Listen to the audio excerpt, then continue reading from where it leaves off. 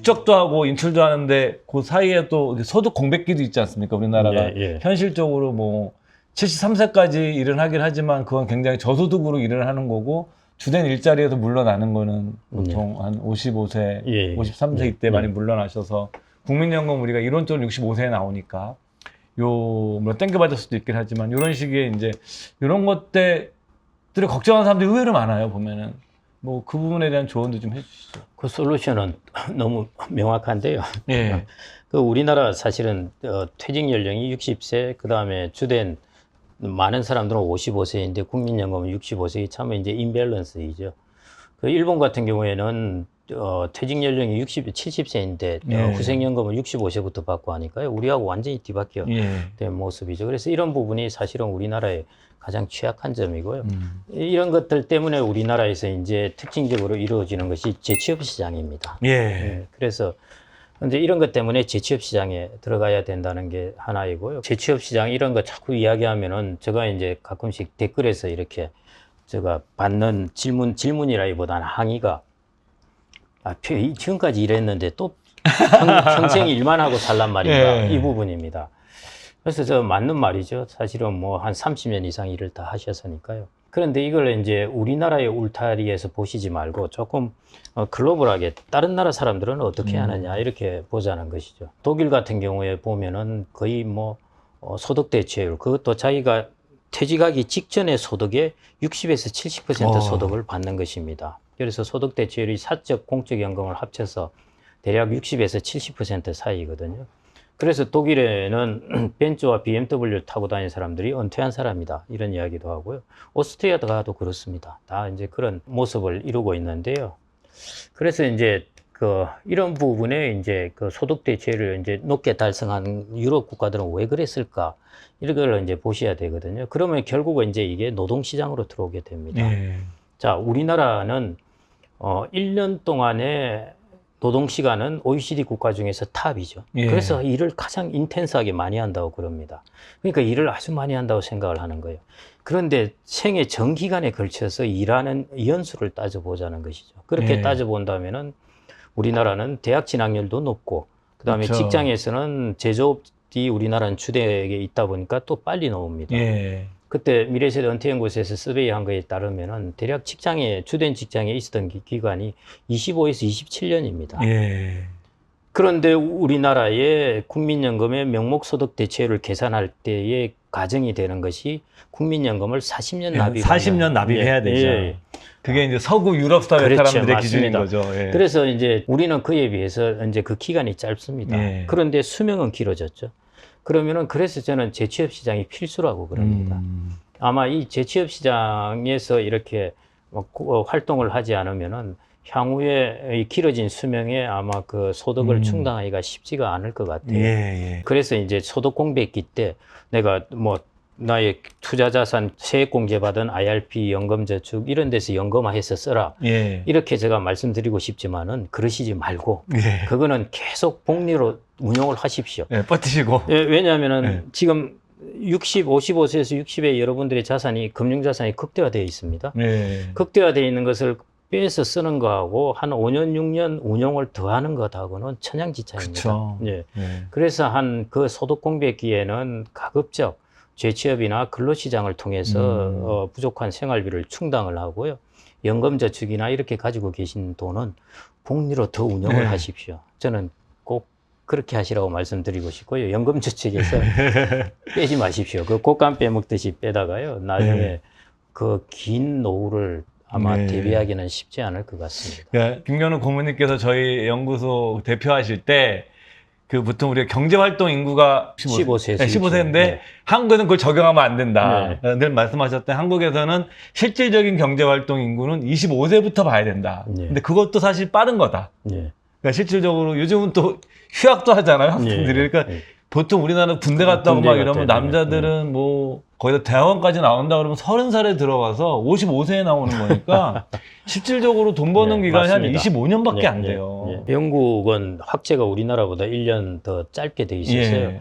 영국은 한 18세 되는 사람들이 노동시장에 나옵니다. 그렇게 해서 만약에 뭐 대학 진학이 높지 않고 또 직업 같은 것도 잘 돼 있으니까 18세 들어가서 60세까지 일하면은 그렇습니다. 정말 연금만으로도 되거든요, 노후 대체. 그리고 독일 뭐 이런 친구들은 보면은 대학이 개방대학 이렇게 돼 있으니까요.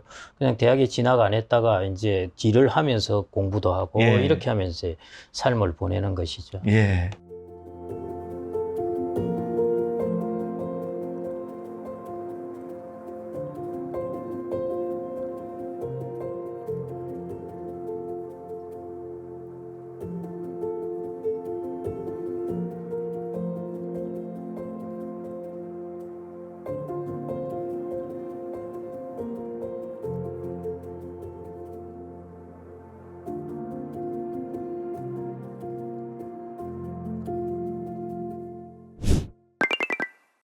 이제 뭐 자연스럽게 일자리 얘기 하셨으니까 일자 넘어가서 근데 재취업 시장을 어떻게 봐야 되는지, 재취업 시장의 환경은 어떤지 뭐 이런 것도 좀 사실 만만해 보이진 않거든요, 현실적으로. 절대 만만치 않습니다. 저는 이제 재취업 시장을 비유를 해서 중고차 시장이라고 그럽니다. 그 사람이 중고차라는 뜻이 아니라요. 이 오해를 하시면 또 저 큰일 나는데, 중고차 시장의 특징이 뭐냐면요. 관리를 아주 잘한 중고차는 대접을 받아요. 그 다음에 아주 관리를 못한 것은 이것은 완전히 푸대접이죠. 그런데 문제는 적당하게 관리를 하고 중상까지 되는 것들은요. 중상, 중하, 중 이런 것들은 다 똑같이 취급을 받는다는 것입니다. 일종의 도배금으로. 그렇죠. 재취업 시장이 그렇습니다. 그래서 뭐 예를 들어 제 친구라든지 이런 사람들은 적어도 이제 중상은 다 해당되겠죠. 그렇지만 이 사람들이 가는 곳은 거의 중간하고 같이 합니다. 그러니까 이제 중상이나 이런 데 있는 사람들의 자괴감이 큰 것이죠. 그래서 어떤 일을 하고 있느냐? 이제 눈높이도 많이 낮춘 것이죠. 그래도 대기업에서 임원도 하고 계열사 대표이사도 했는데요.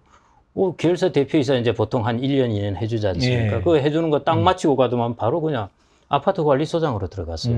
야, 이거 정말 이 친구는 대단한 친구다. 그렇죠. 준비를 많이 하셨네요. 이렇게 마음을 완전히 자기의 태도를 관점을 확 바꿀 수 있다는 것이죠. 그 다음에 이제 자격증 공부 이런 것도 또 많이 하고 있고요. 제 친구의 주변 사람들 보면은 5급을 통해서 공무원이 해서 들어왔는데요. 그걸 이제 퇴직하고 나서 거의 이제 감정평가사나 이런 거 공부를 한다고 거의 5, 6년을 머리를 싸매고 공부를 한다고 그러거든요. 그 다음에 또 기자인데 거의 이제 저하고 동갑이니까 올해 퇴직을 이제 해야 되겠죠. 그분 같은 경우에는 퇴직하고 나면 폴리텍 대학에 들어갈 거랍니다. 그래서 그 뭘 배우실 건데 했더만은 전기 기술을 배울 거라고. 그래서 이제 그런 쪽에 이제 자격증을 하는 것이죠. 사실은 보면은 고용노동부가 이제 고용시장을 담당하고 있는데요.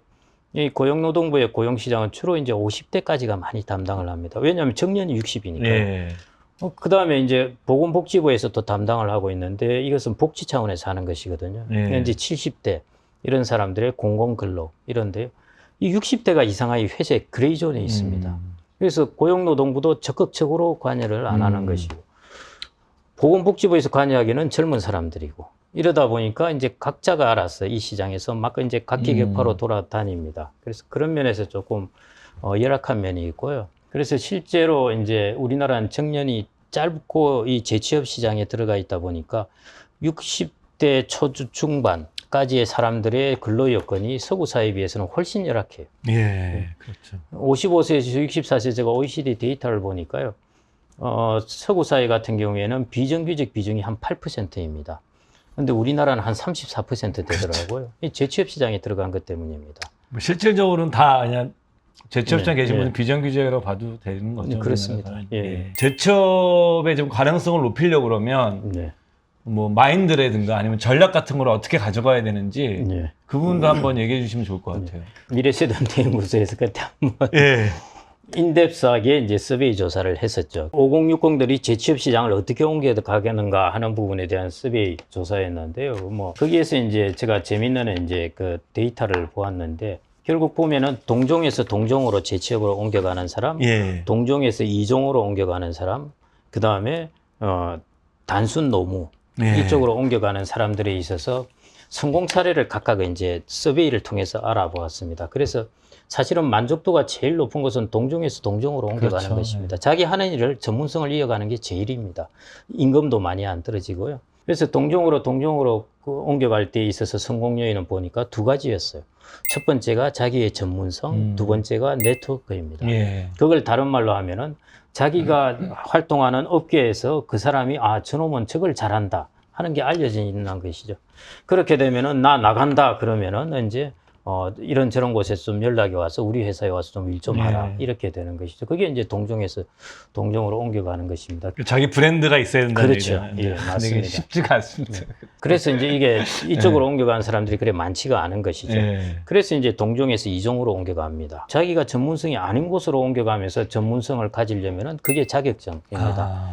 그래서 이제 자격증 부분이 이제 중요해지고, 또 하나는 동종에서 이종으로 가려면은 저 아까 제 친구들 이야기를 했지만은 대기업에 다니다가 아파트 관리소장을 한다? 눈높이를 낮춰야 되는 것입니다. 그래서 이제 결국 재취업 시장을 이렇게 가는 데 있어서 성공 요인을 쭉 이제 훑어보면은 그게 전문성, 그 다음에 네트워크, 자격증, 그 다음에 눈높이 낮추기. 이 네 개가 이제 해당될 것 같고요. 여기서 이제 하나를 덧붙인다면은 재정 소방 훈련이라고 많이 들어보셨죠. 그게 엘리자베스 워렌 이야기 많이 하지 않습니까? 상원의원 하고 계시죠, 미국에서. 하버드대 교수 파산법 교수 하면서 하셨던. 그러면서 이제 맞벌이 함정이라는 책을 썼고, 맞벌이가 왜 이제 이렇게 파산을 많이 하느냐 보니까 맞벌이를 할 때는 여기서 먼저 비싼 집도 들어가고 좋은 학군에 들어가고 하다가 그렇죠. 학군 입찰 경쟁이라는 그렇죠. 한 명이 직업이 뚝 떨어지는 것이죠. 그럼 소득이 반이 되잖아요. 그러니까 이제 이걸 갚을 능력이 없는 것이죠. 그게 여러분들이 재취업할 때 똑같이 일어나게 되는 것입니다. 왜냐하면은 재취업을 하기 전에 주된 직장에 있을 때 비해서 재취업을 하게 되면은 보통 소득이 40% 떨어집니다. 그래서 은퇴를 앞둔 사람도 나의 소득이 한 50%나 60%밖에 안 된다고 했을 때 나의 재정 상황이, 가정의 재정 상황이 견딜 수 있느냐를 한번 체크해 보는 것이 재정 소방 훈련입니다. 그걸 한번 해보셔가지고요. 그래서 견디지 못하겠다, 이러면 큰일 나겠다 싶으면 이제 지출을 줄여나갑니다. 왜 지출을 그때부터 줄여나가는 연습을 해야 되냐면요. 지출 안 하면 되지 이러는데요. 의외로 저항이 많습니다. 저항이 뭐냐면은 자녀의 저항도 있고, 아내의 저항도 있고, 다 저항들이 많아요. 그래서 이 지출을 줄이기 쉽지 않다는 것입니다. 그래서 이게 기간을 두면서 이거를 언제 습관을 들여나가야 하는 것입니다. 그래서 그런 재정 소방 훈련을 이제 좀 꼭 하는 것. 이 5가지 정도가 필요하지 않나 싶습니다.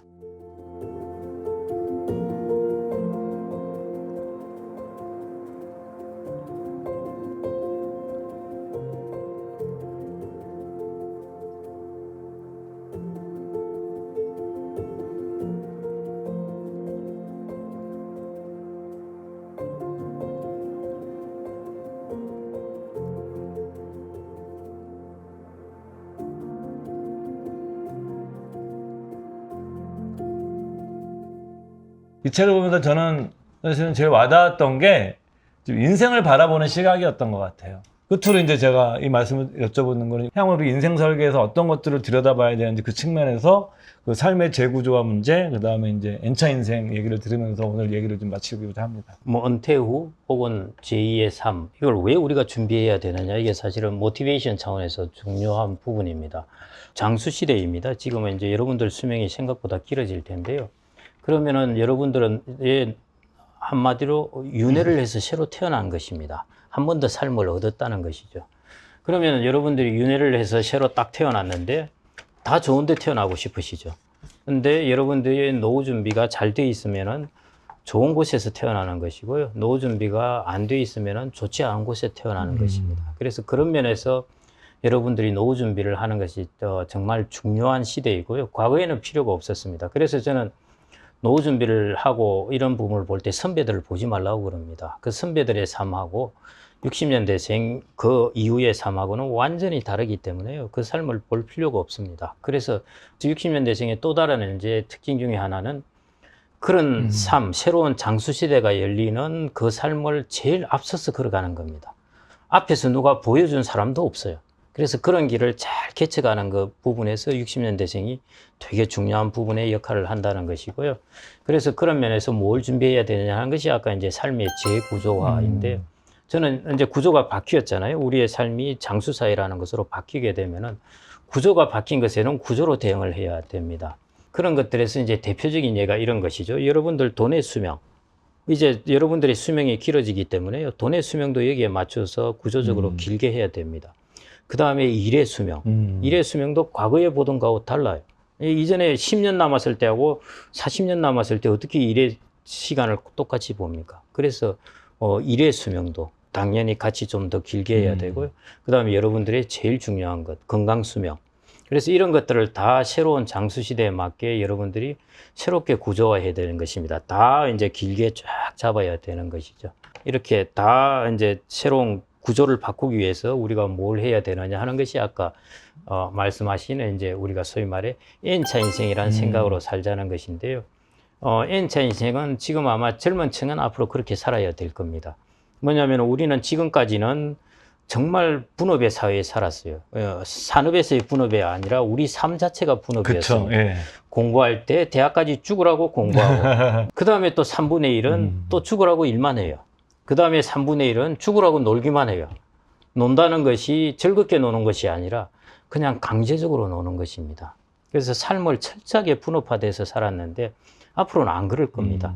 그러니까 자기한테 투자하고 요즘 애들 직장도 자주 옮기잖아요. 예. 그 다음에 다른 직업도 가지게 되고요. 그 다음에 그런 일을 하다가 또 조금 쉬다가 그 다음 자기한테 투자한 걸로 또 다른 일을 하고 또 좀 쉬다가 또 일을 하고 하는 것들이 이제 반복되어 일어난다는 것이죠. 그런 반복되어 일어나는 일에 결국 가장 중요한 것은 뭐냐면은 나의 전문성입니다. 예. 그래서 그 나의 전문성을 키우려면은 나에 대한 투자가 가장 중요해지는 것이죠.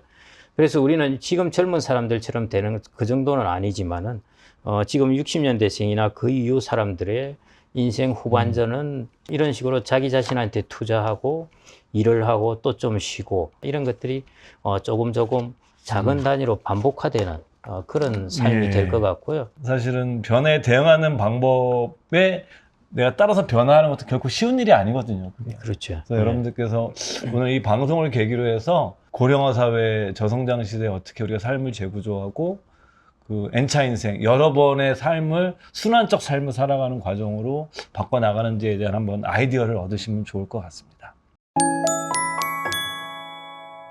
네, 오늘 클로징은 그 60년대생이 온다라는 책 서문에 있는 문장을 여러분들과 함께 읽으면서 제가 마치려고 합니다. 중국 전국시대 소진은 이를 잘 처리하는 신하는 화를 바꾸어 복으로 만들고 실패를 기회 삼아 공을 이루어낸다고 라고 했다. 이 말은 유행이나 운을 얘기하는 것이 아니다. 강한 정신력과 불굴의 의지력의 중요성을 말한 것이다. 60년대생들이 응집력과 의지를 바탕으로 위험을 기회로 바꾸길 기원해본다. 초고령 사회에서 60년대생은 가지 않고 오고 있다.